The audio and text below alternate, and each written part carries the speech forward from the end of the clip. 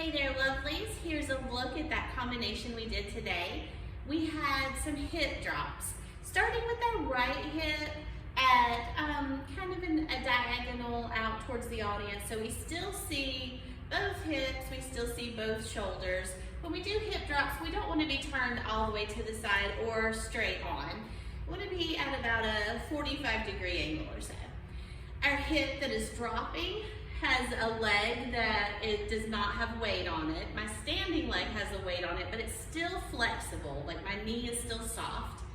My hip drop leg is very much loose and bent, and it's lifted up just a little bit so that it can drop down on the beat. So we're starting off with an 8 count where the first 4 counts are hip drops, which could look like 1, 2, 3, 4 if you want to keep it at that level. Or if you want to take it up a notch, you could do that drop and release, drop and release. And remember, it's not so much a kick, it's just turning loose of the foot that's just kind of keeping your balance a little bit. Because you have your weight on the standing leg, that it shouldn't throw you off just to release that foot. But if you want to keep it on that lower level, definitely just drop, drop, drop, drop. So that's the 1, 2, 3, 4. The 5, 6, 7, 8 of that 8 count is going to be a pivot turn to the front.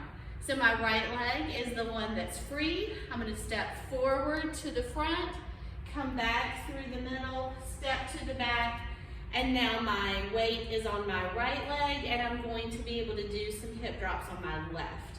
Just to give that a little flair when we do the pivot turn, you can do a little motion with the arm to kind of snazz it up a little bit. Now we're ready to do some drops on this side, but we're not going to pivot turn this time. We're going to do our same 1, 2, 3, 4, or just 4 drops. But then instead of doing a pivot turn, we're going to take a one-sided hip circle on this hip that just dropped. So they could go back, up, and down around in the front, or they could go for the front, up, and down in the back. It feels a little bit more natural to me to do the bringing it forward way. So this is a vertical circle. My hip is going to the back, up, to the very top, and down in front. 1, 2 circles that do the 5, 6, 7, 8 for us. Now, with that kind of circle idea, we're going to change our circle from being just on our hip to being our whole horizontal hip. So we were just vertically on one side, now we're going horizontally with our entire hips.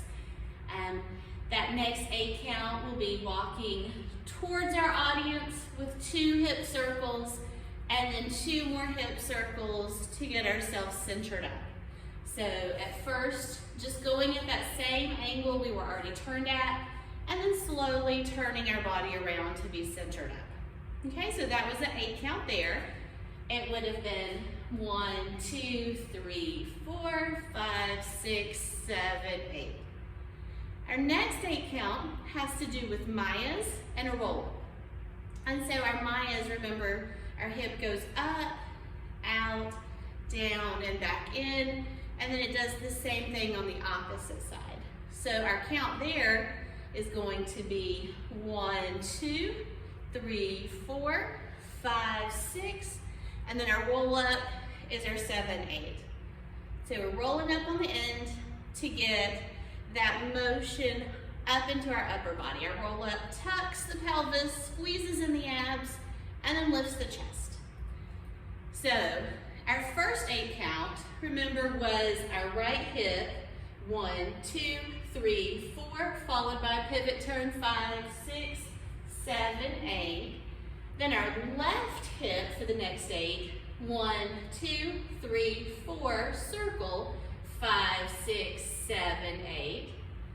Our next 8 count is our moving circles. We're coming towards the audience, 1, 2, 3, 4, and then we're centering ourselves for 5, 6, 7, 8. Now we've got the Maias. The right is 1, 2, the left is 3, 4, 5, 6 back on the right, and then 7, 8, roll up. Now, we've rolled up to the top, so we should do something up here. So we're a little bit turned to our right. Let's do a little shoulder roll, actually. I feel like that looks a little smoother. A little shoulder roll to turn to the side. And so that's gonna be our 1, 2, 3, 4. 1, 2, 3, 4. And then over here, we'll keep it up high and bring it back down. So let's do a chest circle for the 5, 6, and then roll it down for the 7, 8.